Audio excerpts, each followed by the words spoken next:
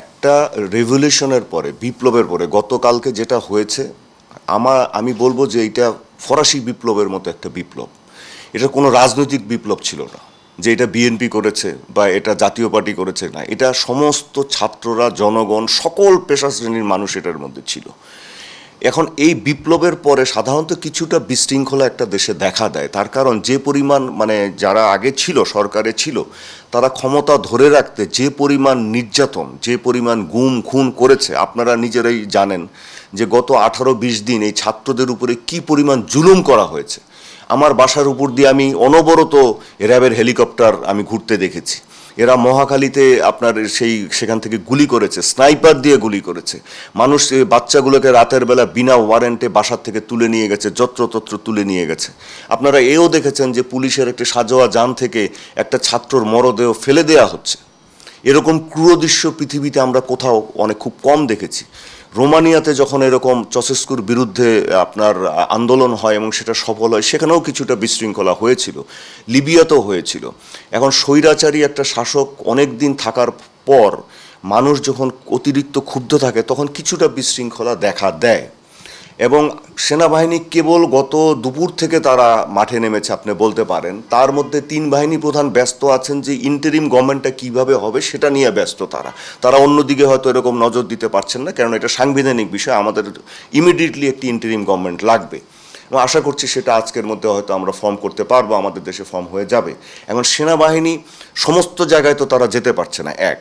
আর হচ্ছে যে থানাগুলা অরক্ষিত থেকে যাচ্ছে। এক হচ্ছে মানুষের ক্ষোভ পড়েছে পুলিশের উপরে, অস্বীকার করার উপায় নাই। এক শ্রেণীর পুলিশ যেভাবে দলীয় ক্যাডারের মতো মানুষের উপর নির্বিচারে গুলি ছুঁড়েছে, অত্যাচার করেছে, আমরা সবাই দেখেছি। এটা যদি কেউ বলে যে না এটা করে নাই, সেটা মিথ্যা বলা হবে। তবে এটার মানে এ না যে বাংলাদেশের সব পুলিশ এটা করেছেন। বাংলাদেশের 2,50,000-এর মতো পুলিশ আছে, তার মধ্যে 90% পুলিশ এগুলোর সাথে জড়িত না, তারা আদেশ পালন করে নিরীহ গ্রামের মানুষ। হ্যাঁ, এখন এই লোকগুলোকে থানা পাহারা দিতে হচ্ছে, যারা দুর্নীতিবাজ এবং ক্যাডারবাজ পুলিশ ছিল, যারা অন্যায় অবিচার করেছে, খুন গুম করেছে, তাদের বেশিরভাগ পুলিশ কর্মকর্তারা পালিয়ে গেছে। তারা এখন কোথায় আছে পুলিশ সদস্যরাই বলতে পারে না। আমি নিজে অনেককে জিজ্ঞাসা করেছি, এই বিভিন্ন অফিসার, যেমন পিবিআই এর অফিসার, সিটিটিসির অফিসার, এসবি, ডিবি, সিআইডি, এই সমস্ত যারা নির্যাতনের সাথে জড়িত ছিল, অনেক অফিসার নাই, কিন্তু তাদের যারা অধীনস্থ অফিসার বা কনস্টেবলরা আছে, তাদের কি দোষ? তাদেরকে থানা পাহারা দিতে হবে। থানায় অস্ত্র থাকে, অস্ত্রগুলো লুট হয়ে গেলে অসুবিধা। কালকে অলরেডি বাড্ডা কি ভাটারা থানায় এরকম অস্ত্র কিছু বিক্ষুব্ধ লোকেরা নিয়ে গেছে, এবং এই অস্ত্রগুলো বাইরের পাবলিকের কাছে যাওয়া খুবই রিস্কি ব্যাপার। কারণ এগুলো করতে, দমন করতে একটা সময় লাগবে, পরিস্থিতিটা আনতে একটা সময় লাগবে। তার কারণ পুলিশ আতঙ্কের মধ্যে কার্যত আপনি বলতে পারেন অকার্যকর হয়ে গেছে। এখন যদি এই পুলিশদেরকে আমরা আরও অ্যাটাক করা হয়, তাহলে এটা খারাপ হবে দেশের জন্য, কারণ যে সরকারটা আসবে তাদেরকে তো দেশ চালাতে হবে, এক। আর আপনি যেটা রয়ের কথা বললেন যে ভারতীয় গোয়েন্দা সংস্থান, দেখেন আমি বাংলাদেশে মনে হয় ভারতীয় গোয়েন্দা সংস্থা নিয়ে আমার বই আছে। আমি রর ব্যাপারে বাংলাদেশে যে কজন ভালো জানেন আমি তার মধ্যে হয়তো একটা। এই সমস্ত রয়ের কাজ না। এইভাবে একটা দেশে এসে এইভাবে এই অরাজকতার মধ্যে বা একটা যখন বিপ্লব হয়েছে, তারা নিজেদের ক্ষতি করার জন্য মানুষের সাথে সেখানে গুলি করবে না, তারা এগুলো করবে না, এগুলো ফালতু বিষয়। তারা তাদের কাজ করবে, তথ্য সংগ্রহ করবে, তারা তাদের দেশের স্বার্থ দেখবে, নতুন যে সরকার আসবে তাদের কাছ থেকে কীরকম এগুলো জানার চেষ্টা করবে। কালকে রাত্রে যেটা হয়েছে, আমি 2টা ঘটনা বলি। সাভারের বাইপাইল সাভারের দিকে, তাই না? সাভার থানাতে আতঙ্কিত পুলিশরা ছিল, ওখানে বারবার বিক্ষিপ্ত মানুষ আক্রমণ করছিল। তারা আত্মরক্ষার্থে কয়েকবার গুলি ছুঁড়েছে, তারপরে সেখানে সেনাবাহিনী গিয়েছে। তো রাতের বেলা তো সেনাবাহিনীকে ওরা হয়তো ঠিকমতো দেখতে পারে নাই। আর আতঙ্কিত মানুষ, এরা পিটিএসডিতেও ভুগছিল। আতঙ্কিত মানুষ হয় কি, আপনার যুদ্ধক্ষেত্রে এটা হয় যে সে অযথা গুলি করে দেয়, নিজের মানুষের উপরেই গুলি করে দেয়। পুলিশও সেনাবাহিনীর উপরে কিছু গুলি করে দিয়েছিল। যা হোক, পরে সেনাবাহিনী পরিস্থিতি নিয়ন্ত্রণ করে ওই পুলিশ সদস্যদেরকে উদ্ধার করে সাভার সেনানিবাসে নিয়ে আসছে। আর নিয়ে আসার পরে তাদেরকে যে বসিয়ে রেখেছে, সেই ভিডিওটা কোনোভাবে বের হয়েছে, সেটাকে বলছে রয়ের এজেন্টদের, রয়ের ইয়েদেরকে ধরে নিয়ে এসে আর্মিরা জেরা করছে। এরা রয়ের না, এরা হলো আমাদের পুলিশের সদস্য। আচ্ছা, তারপরে দেখেন আপনার এই যে বাড্ডা থানার এখানে ঘটনা ঘটেছে রাত্রে, যে এখানেও পুলিশ আত্মরক্ষার্থে গুলি ছুঁড়েছিল। মানুষ বলছে এগুলো করছে। হ্যাঁ, আপনার রাজারবাগে ধরেন যে পুলিশরা আছে, সেই পুলিশরা তো ঢাকার বেশিরভাগ পুলিশ ধরেন ওখানে গিয়ে এখন আশ্রয় নিয়েছে, সেটা তাদের মেইন জায়গা। এরকম কিছু চলবে, আমাদেরকে সতর্ক হতে হবে, অযথা গুজব ছড়ানো যাবে না। মনে রাখতে হবে যে যে কোনো বিপ্লবের পরে বা এ ধরনের ঘটনার পরে কিছুটা বিশৃঙ্খলা দেখা দেয়, মানুষের ক্ষোভ থাকে। আমি বলবো মানুষের ক্ষোভ আর বাড়ানো উচিত না, তাদেরকে রেসপন্সিবল হওয়া দরকার। অলরেডি বিএনপির নেতারা এবং অন্যান্য দলের নেতারা তাদের কর্মী সমর্থকদেরকে নির্দেশ দিয়েছেন যে এইগুলো থেকে বিরত থাকা দরকার। কিন্তু কিছু দুষ্কৃতকারী হয়তো তারপরেও লুটপাট করবেন। হ্যাঁ, যেমন গণভবনে যারা গিয়েছেন কিছু জিনিসপত্র নিয়ে গেছেন, এই জিনিসগুলো ঠিক হয়নি, বা সংসদ ভবনে এইভাবে ঢোকাটা ঠিক হয়নি। কিন্তু ওই যে কি করবেন, অনেক মানুষ এত ক্ষোভ ছিল যে এই সংসদ আমাদেরকে, আমরা কখনো ভোট দিয়ে নির্বাচিত করতে পারিনি, একটু দেখে আসি গিয়ে। ঘটনাগুলো আসলে এভাবে ঘটছে। তা আর সেনাবাহিনীর ব্যাপারটা, সেনাবাহিনীকে সময় দিতে হবে। সেনাবাহিনী আপনি মনে রাখতে হবে যে 15টা বছর, এর মধ্যে অনেক কিছু আছে, আপনাদেরকে সেই বাস্তবতাটা বুঝতে হবে মানুষকে।